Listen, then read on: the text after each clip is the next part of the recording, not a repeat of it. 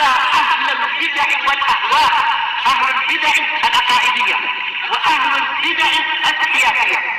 أنا أقول بيننا وبينكم السلف، بيننا وبينكم الكتب، كان فيقول البدع بيننا وبينكم. Bismillahirrahmanirrahim. Kita baca di Al-Fusul fi Siratul Rasul karangan Imam Ismail bin Umar bin Katsir rahmatullah alaihi. Dan akhir pembahasan kita ya ikhwah mengenai tentang hijrahnya Nabi atau mulainya hijrahnya Nabi alaihi salatu wassalam ke Madinah. Dan di situ Rasul telah memberikan perintah untuk para sahabat agar berbondong-bondong menuju ke Madinah. Sehingga perintah ini didengar oleh seluruh para sahabat. Mulailah gelombang pertama, kedua, sampai tidak tersisa di Mekah kecuali beberapa para sahabat. Yang pertama adalah Abu Bakar. Kenapa Abu Bakar tinggal? Tidak langsung hijrah? Karena akan menemani Nabi. Siapa lagi yang tinggal? Ali bin Abi Thalib. Kenapa tinggal? Menggantikan Nabi, menggantikan tempat tidurnya Nabi. Itu masyhur dan ma'ruf di kitab sirah, tapi sanadnya enggak tepat, enggak benar. Apa tujuannya Ali tinggal? Menunaikan amanat yang Rasul alaihi salatu wasallam pikul dari harta manusia. Rasulullah itu juga meskipun didustakan dengan kaumnya, tapi Rasul tetap diberikan amanat supaya Rasulullah memegang harta mereka, tempat penitipan. Jadi ini yang tinggal. Wailah para sahabat semua berangkat. Semua berangkat. Dan cerita bahwasanya Umar sebelum berangkat ke Madinah datang ke tempat perkumpulannya orang-orang kufar Quraisy di Mekah, di Ka'bah. Seraya mengatakan, siapa yang ingin anaknya yatim dan istrinya menjadi janda, maka hendak temuilah saya di lembah ini atau itu. Maka di situ orang-orang kufar Quraisy terdiam, tidak ada yang menjawab karena segannya mereka kepada Umar. Dan cerita ini dhaif. Ceritanya enggak benar. Semua para sahabat keluarnya dari Mekah ke Madinah secara sembunyi-sembunyi, tidak ada yang terang-terangan. Mengenai keluarnya Umar secara terang-terangan tidak benar. Umar seperti yang lain. Seperti yang lain. Dan siapa lagi yang tinggal di Mekah? Mereka-mereka yang tertahan secara paksa, yang terpenjara. Al-Mu'taqalun, mereka-mereka yang terpenjara, sebagaimana apa yang disebutkan oleh Ibnu Katsir.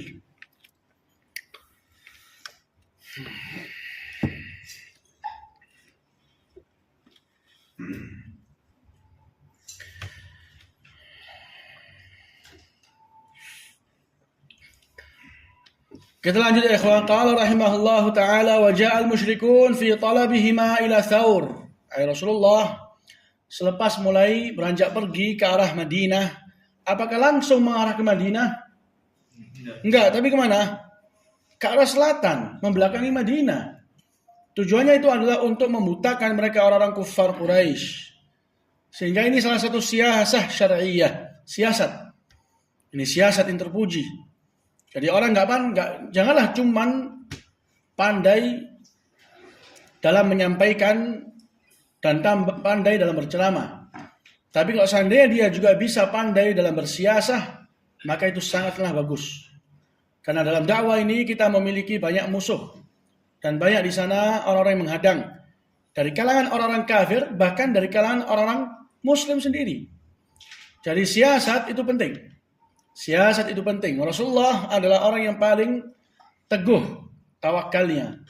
Apakah langsung? Sudahlah, tawakal saja. Kita masuk ke Madinah lewat jalannya Madinah, jalur Madinah. Enggak. Masuk mengarah ke jalur Yaman, membelakangi Madinah. Ini supaya Rasulullah mampu untuk membutakan mereka dan bisa menjadikan hijrah ini berhasil. Terkadang kita harus capek ya ikhwah. Kita harus kadang menggandakan usaha. Meskipun di sana ada usaha yang ringkas. Tapi di balik usaha yang kita gandakan, capek ini, ada keberhasilan yang menunggu. Seperti Rasul alaihi salatu wassalam. Jadi melewati jalur selatan. Enggak langsung ke utara. Ke selatan dulu. Habis itu memerintahkan kepada Amir bin Fuhairah untuk apa? Menghapus jejaknya Nabi dan Abu Bakar. Dengan apa menghapus jejaknya? Dengan apa? Dengan kambing, gembala. Jadi kambing dilewatkan di mana Rasulullah dan Abu Bakar lewat. Jadi nggak ada, karena di sana orang-orang Arab dahulu mereka akan tahu di sini ada orang lewat apakah enggak dengan beberapa dalil, dengan beberapa tanda-tanda bekas kaki. Karena as-sayrah yadullu 'ala al-masir atau al-athar yadullu 'ala al-masir. Adanya bekas tanda ada yang barusan jalan. Mereka ingin tahu berapa jumlahnya onta yang lewat barusan. Itu mereka bisa melihat dengan apa? Jejak kaki atau dengan bekas kotorannya onta. Dahulu Abu Sufyan mengetahui bahwasanya tempat ini barusan dilewati oleh orang-orang Madinah dengan kotoran onta. Di mana kotoran onta waktu dicek ternyata dalamnya ada kurma, ada biji kurma. Dan kurma yang terkenal di mana? Di Madinah. Oh, berarti onta ini onta Madinah ini. Jadi mereka memiliki orang-orang yang demikian, yang cerdas, yang faham. Maka dihapus jejak itu dengan apa? Dengan lewatnya gembalanya Amir bin Fuhairah. Nah, ini Rasulullah SAW memasang beberapa siasat ya ikhwan. Sampailah Rasulullah di tempat suatu gunung, dan di gunung itu ada goa yang dikenal dengan Ghar al-Hira, Gua Hira. Di situ Rasulullah tinggal berapa lama? 3 hari. Dan tatkala orang-orang kufar Quraisy mendengarkan bahwa Rasulullah dan tahu Rasulullah telah pergi, maka mereka semacam memasang rambu-rambu emergensi sehingga memeriksa segala pintu keluar masuknya Mekah ke Madinah dari segala arah. Dan langsung mereka mendatangi pertama kali rumahnya siapa? Abu Bakar Siddiq untuk menanyakan kemana perginya Rasulullah. Di situ yang pertama atau yang langsung tanya adalah Abu Jahal. Jadi dijawab oleh keluarga Abu Bakar bahwasanya tidak ada di sisi kami Rasulullah dan kita nggak tahu kemana perginya. Mereka nggak akan mungkin berani sampai menggeledah rumah Abu Bakar dalam keadaan isinya rumah hanyalah wanita. Karena di sisi mereka ini hal yang sangat-sangat tercela. Akhirnya mereka mulailah memasang suatu promo. Siapa yang mampu mendatangkan Rasulullah dan juga Abu Bakar dalam keadaan hidup ataupun mati, bagi dia 100 ekor onta untuk setiap jiwa. Jadi kalau dapat dua sekaligus berapa? 200 ekor onta. Allahumma barik. Ini suatu promo yang sangat menggiurkan. Dan inilah keadaannya orang-orang kafir ya ikhwah. Orang-orang kafir mereka berbondong-bondong untuk menginfakkan harta mereka demi mematikan cahaya Islam. Innal ladzina kafaru yunfiquna amwalahum liyasuddu an sabilillah. Orang-orang kafir menginfakkan harta mereka untuk menghalangi dari jalan apa? Dari jalan Allah. Ini tidak sedikit, 100 ekor onta. Hadza. Jadi ini langkah-langkah yang mereka ambil. Selepas itu mereka mengambil orang-orang yang paling ahli dalam mengecek jalan, dalam melihat setiap gerbang, dilihat segala tempat-tempat itu pencil. Sampailah mereka di Ghar al-Hira. Sampailah mereka ke gua yang Rasul SAW bersama Abu Bakar di dalamnya. Berapa hari? 3 hari. Dan siapa? Atau bagaimana bekalnya Nabi? Dari mana bekalnya beliau? 3 hari nggak makan, nggak minum. Dari mana? Bawa dari mana? Aish, andak. Tafadhal. Ada yang bawakan, siapa namanya? Nah, siapa yang bawakan? Asma binti Abi Bakar. Ini yang mengatakan Asma binti Abi Bakar hadisnya dhaif. Yang ada hanyalah Asma binti Abi Bakar membekali mereka berduanya sebelum mereka berangkat. Dibawakan bekal. Tapi yang benar dari bekal itulah mereka makan dan minum. Dari bekal itu mereka makan dan minum. Kok nggak banyak? Karena keselamatan lebih utama dari makan dan minum. Mana ada orang akan bisa menelan satu tegukan air atau suapan nasi dalam keadaan mereka sedang diburut. Makan apa yang ada. Untuk apa? Untuk menjaga kesehatan atau kekuatan. Bas, itu aja. Bukan untuk berlezat-lezatan. Jadi apa yang dibawakan oleh Asma itulah bekal mereka. Cukup. Untuk 3 hari. Cukup.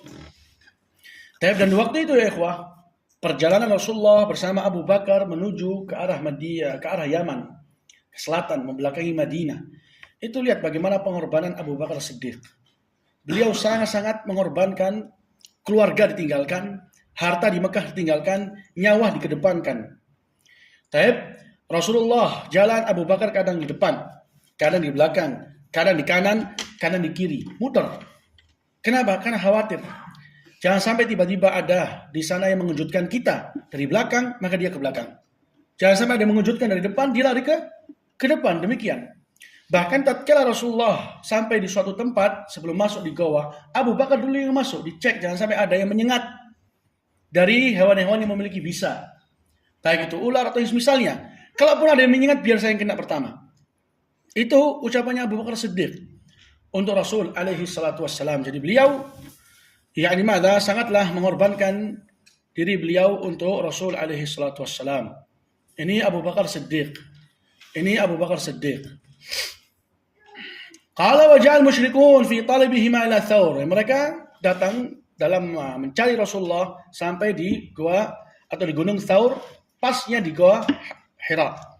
Wa ma hunaka min al-amakin, dan juga dari tempat-tempat yang ada di sana.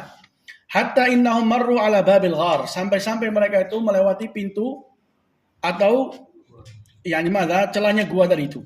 Babil ghar, pintunya gua. Wa hadat aqdamuhum Rasulullah wa sahibah. Dekatlah mereka punya kaki-kaki dengan Rasulullah dan juga sahabatnya yaitu Abu Bakar As-Siddiq. Wa ammallahu alaihim babal ghar. Allah membutakan mereka dari pintu goa tadi itu. Artinya mereka nggak tahu kalau itu ada pintu, ada goa di situ. Mereka nggak tahu, dan ini yang dirojahkan oleh Ibnu Katsir. Ini yang dibenarkan oleh Ibnu Katsir, bahwasanya pertolongan itu murni datangnya dari Allah Azza wa Jal melalui tentara-tentara Allah. Sehingga Allah palingkan penglihatan mereka kepada apa? Kepada pintu goa tadi itu. Nggak tahu kalau di situ ada goa. Ini yang benar dengan dalil ucapannya selanjutnya, wa yuqalu, dikatakan. Dan ulama kalau sudah menyebutkan pendapat pertama, kemudian menyebutkan pendapat kedua dengan lafaz dikatakan, di sana ada yang berpendapat, berarti yang dia kuatkan yang pertama, yang kedua dia lemahkan. Wa yuqalu wallahu a'lam. Ditambahi lagi wallahu a'lam, enggak tahu, wallahu a'lam. Tapi Allah yang lebih tahu. Innal ankabuta saddat ala babil ghar, bahwasanya yang namanya laba-laba itulah yang menutupi pintu masuknya gua. Dengan apa? Dengan jaringnya. Selepas Rasulullah dan Abu Bakar masuk, datanglah ankabut dengan ucapan yang diriwayatkan dari banyak jalan. Datanglah ankabut bersama teman-temannya sehingga apa? Menutup pintu tadi itu dengan ghar, dengan al-khuyut, itu dengan jaring-jaringnya laba-laba. Dan depan pintu itu pas ada semacam kayak apa ya, Pak? Sangkar burung atau kandang burung. Di situ ada burung dara, di situ ada telur-telurnya pas di depan pintu.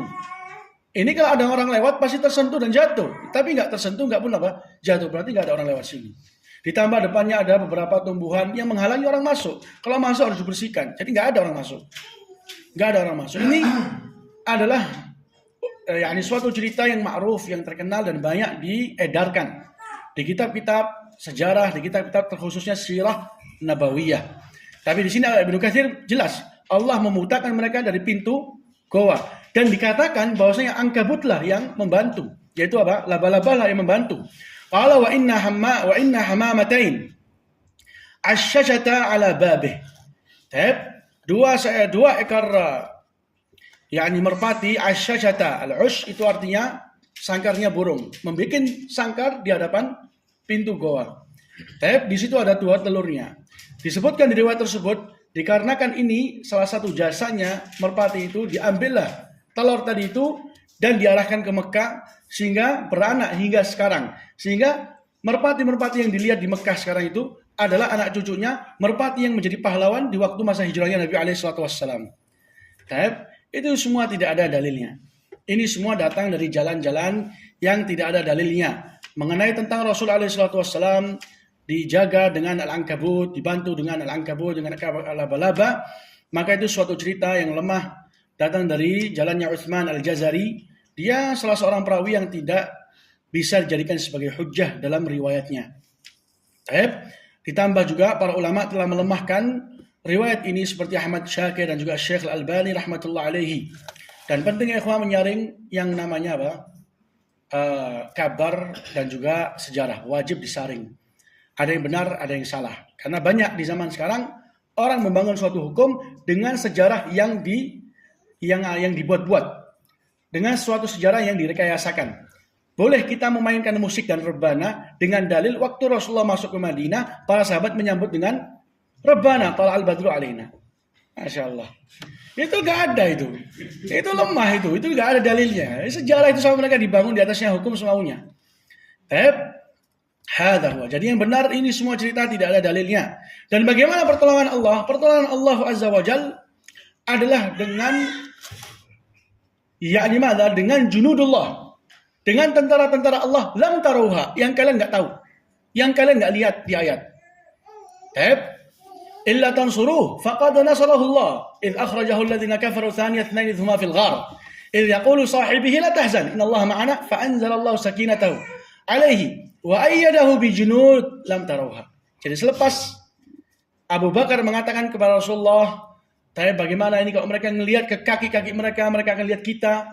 Maka Rasulullah mengatakan, "La tahzan, jangan takut, jangan sedih." Di situ kata Allah, fa anzalallahu sakinatahu alaihi. Allah turunkan kepada kepada Rasulullah ketenangan. Dan Allah kuatkan Rasulullah, bantu Rasulullah dengan junud. Apa artinya junud? Tentara-tentara lam tarawha, yang kalian nggak lihat. Kalau seandainya Ankabut itu bagian dari sebab selamatnya Nabi, maka Ankabut bisa dilihat enggak? Bisa dilihat. Tapi merpati bisa dilihat enggak? Bisa dilihat. Tapi semua itu dinafikan oleh Allah, lam tarawha, yang kalian nggak lihat. Berarti di sana ada para malaikat yang membantu Rasulullah SAW untuk memalingkan pandangan-pandangan mereka orang-orang kufar Quraisy sehingga nggak melihat Nabi. Tapi itu yang benar. Itu yang benar dan itulah tafsir Imam Al-Baghawi di kitabnya beliau Ma'alimut Tanzil. Bahwasanya maksudnya ini adalah para malaikat dengan dalil lam taruha, yang kalian nggak lihat. Yang kalian nggak lihat, dan Ankabut bisa dilihat. Ankabut itu bisa dilihat. Qala wa dzalika ta'wilu qawlihi ta'ala illa tansuruh faqad nasarahu Allah idh akhrajahu alladhina kafaru thaniya itsnain. Kalau kalian nggak menolong Rasulullah, maka sungguh Allah telah menolongnya. Hari di mana Allah atau hari di mana Rasulullah dikeluarkan oleh orang-orang kafir thaniya itsnain. Rasulullah itu kedua dari dua orang. Kedua dari dua orang. Jadi perannya Abu Bakar radhiyallahu taala an sangatlah ditinggikan oleh Allah Azza wa Jalla. Sampai-sampai Rasulullah dijadikan nomor dua, Abu Bakar nomor pertama. Artinya dialah yang pertama kali atau dialah yang memiliki peran besar dalam hijrah tersebut. Ini pertama. Kedua, lihat lafaz ini dua ya ikhwah. Dan depannya berapa orang? Berapa orang? Berapa orang atau berapa suku? Berapa suku? Menunjukkan pertolongan Allah itu datang di waktu orang dipandang lemah. Menunjukkan Rasulullah SAW ditolong meskipun sekecil apapun jumlahnya. Dua, lawannya ratus suku. Berapa suku itu? Perpaduan antara kabilah, suku, orang-orang Arab bagaimana untuk bisa mendapatkan Nabi mati maupun hidup. Dipasang di sana promo. Siapa yang dapatkan dapat 100 ekor unta. Jadi dua orang. Tapi tatkala di situ bantuan Allah, maka bilangan apapun itu enggak teranggap. Qala idhuma fil ghar, hari di mana keduanya di dalam goa. Ini goa ini memiliki keutamaan dengan dalil disebut oleh Allah di Al-Qur'an. Tapi bukan berarti disebutnya di Al-Quran menjadikan seorang muslim menjadikan seorang muslim sengaja untuk mendatangi tempat-tempat ini untuk mengharapkan berkah atau mencari dalamnya keutamaan. Itu semua adalah hal yang bid'ah. Itu semua adalah hal yang bid'ah. Tidak ada yang bisa atau yang dianjurkan untuk kita kunjungi dari tempat-tempat yang ada di permukaan bumi kecuali berapa masjid? 3 masjid. 2 atau 3? Anda apa aja 2 itu? Untuk Masjidil Aqsa, sampai juga At-Tur, masjid yang ada di Sina. Sebagaimana penjelasan Syekh Salim. Hadza idh yaqulu li sahibihi, hari di mana Rasulullah mengatakan kepada temannya. Cuma Abu Bakar Siddiq yang Allah tegaskan persahabatannya dengan Nabi di Quran. Cuma Abu Bakar Siddiq yang Allah tegaskan persahabatannya dengan Nabi di Quran. Tidak ada yang lain. Secara khusus, hari di mana Rasulullah mengatakan kepada sahabatnya, jadi memang sahabatnya. Dan ini yang berusaha untuk dihapus oleh orang-orang Rafidah, orang-orang Syiah, baik dari Quran atau dari kenyataan. Wa anna lahum dzalik. Tidak akan mungkin bisa. Idh yaqulu li sahibihi la tahzan. Janganlah engkau sedih, janganlah engkau khawatir. Bagaimana enggak?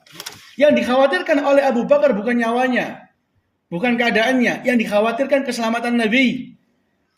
Makanya Rasulullah dan Abu Bakar waktu melihat orang-orang kufar Quraisy berada di atas mereka, Abu Bakar mengatakan, "Ya Rasulullah, law nadhar ahaduhum ila qadamaihi al-absarna." Kalau salah seorang di antara mereka melihat kepada kaki mereka, mereka melihat kita. Tapi maka Rasul mengatakan dengan ucapan yang sangat menghibur dan mengkokohkan hati, "Ma dhannuka bitsnain Allahu thalithuhuma." Bagaimana pendapatmu dua orang yang ketiga Allah? Ma dhannuka bitsnain Allahu thalithuhuma. Apa dugaanmu dengan dua orang Allah yang ketiga? Dugaannya apa ya, ikhwah? Kalau Allah yang ketiga, pasti pertolongan, penjagaan, kemenangan. Kalau memang Allah sudah yang ketiga, apa artinya yang ketiga di sini? Apakah Allah bersama dengan Rasulullah dan juga Abu Bakar dalam gua? Enggak. Kebersamaan di sini adalah kebersamaan pertolongan, penjagaan, penglihatan. Allah mengawasi dan melihat. Ini seperti ucapannya Allah kepada Musa, "Idhab anta wa akhuka, idhaba ila Fir'aun. Idhaba innani ma'akuma asma'u wa ara." Saya ini bersama kalian berdua, mendengar dan melihat. Innani ma'akuma asma'u wa ara. Apa dugaanmu ya wahai Abu Bakar? Kalau dua orang ketiga Allah. Jadi lihat bagaimana Rasulullah cara menghibur sekalian mengkokohkan hatinya Abu Bakar. Jadi nggak perlu khawatir. Kalau kita dijaga dengan tentara, bahkan dengan kedudukan tentara yang terkuat, di luar, bahkan berlapis penjagaan tersebut, apakah ada yang masih cemas atau khawatir? Tidak ada. Ini bagaimana kalau seandainya dua orang, ini tiga Allah, selesai. Kalau yang dua orang, ketiga Allah, maka selesai.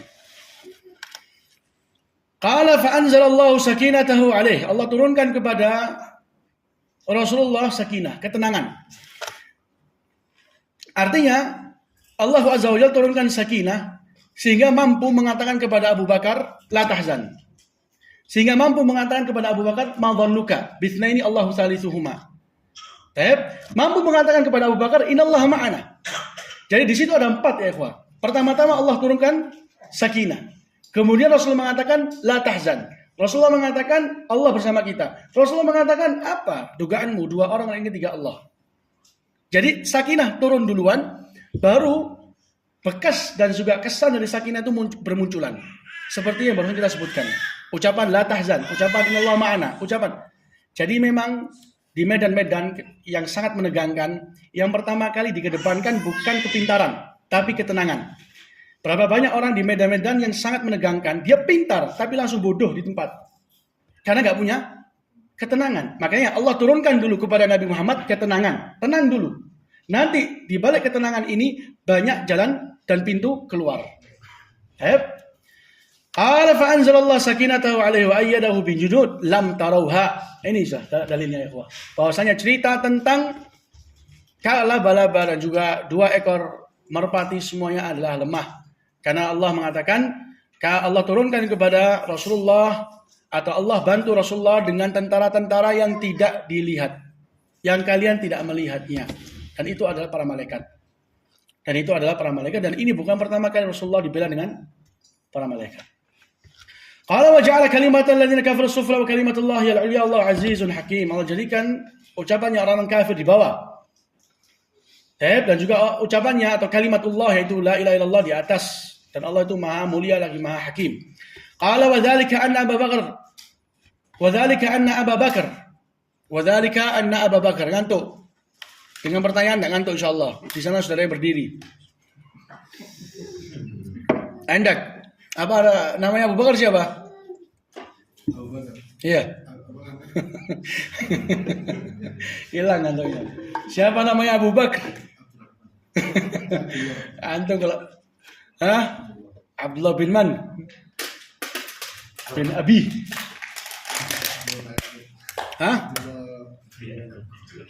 Astagfirullahaladzim. Antum ada urusan sulan atau apa kok sampai dinaikkan gitu? Ada kesepakatan apa? Enda Abdullah bin Man. Ayo, nggak ano soli ini sampai dijawab. Ayo kelas macet di sini pertanyaannya. Ayo minum saya dulu. Lah, Spur. Siapa namanya Abu Bakar? Makhluk termulia selepas para nabi dan juga para rasul. Nggak tahu? Sebagian orang yang punya kandang kambing itu dikasih per kambing nama-nama yang khusus. Yang di Nganjuk kemarin 9 kambing ada nama masing-masing, hafal. Kambing hafal namanya. Tapi namanya makhluk termulia di permukaan bumi selepas nabi dan juga para rasul. Nggak tahu namanya? Abdullah bin Man, Endak. Antum sudah sebut tadi.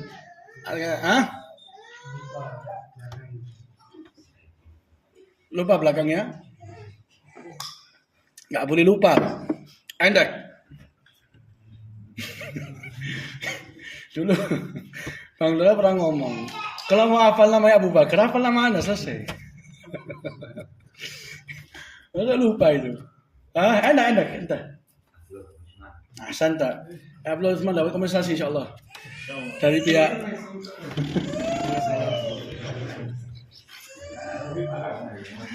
ini semuanya tidak ngantuk ya, sudah kelangopan. Dikasih sirah kelangopan, dikasih hukum nggak paham. Terus kasih apa? Dikasih sirah ngantuk, kelangopan. Dikasih hukum halal, haram, boleh nggak boleh, nggak paham. Ayo halau. Jadi harus fokus. Kita sejam aja duduk di sini. Qala wa dzalika anna Abu Bakar radhiyallahu ta'ala anhu shiddat hirsihi baka hina marra al-musyrikun. Kan saking semangatnya bagaimana Rasulullah ini bisa selamat, terjaga. Baka. Di sini kata Ibnu Katsir menangis. Ini enggak tahu ada dalilnya apa. Hina marra al-musyrikun, tatkala orang musyrikun lewat. Wa qala ya Rasulullah law anna ahadahum nadhara mawdi'a qadamayhi la ra'ana. Salah seorang di antara mereka kalau seandainya melihat ke kakinya pasti melihat kita. Faqala lahu Nabi alaihi salatu wassalam, ya Abu Bakar, ma dhannuka bitsnain Allahu thalithuhuma. Wahai Abu Bakar, bagaimana pendapatmu, apa dugaanmu dengan 2 orang kalau Allah yang ketiga? Kalau Allah yang ketiga. Ini lanjutan mengenai sirah, mengenai perjalanan Nabi alaihi salatu wassalam dari Mekah ke Madinah. Kita lanjut insyaallah di pertemuan yang akan datang. Subhanakallahumma rabbana bihamdik, asyhadu an la ilaha illa anta, astaghfiruka wa atubu ilaik.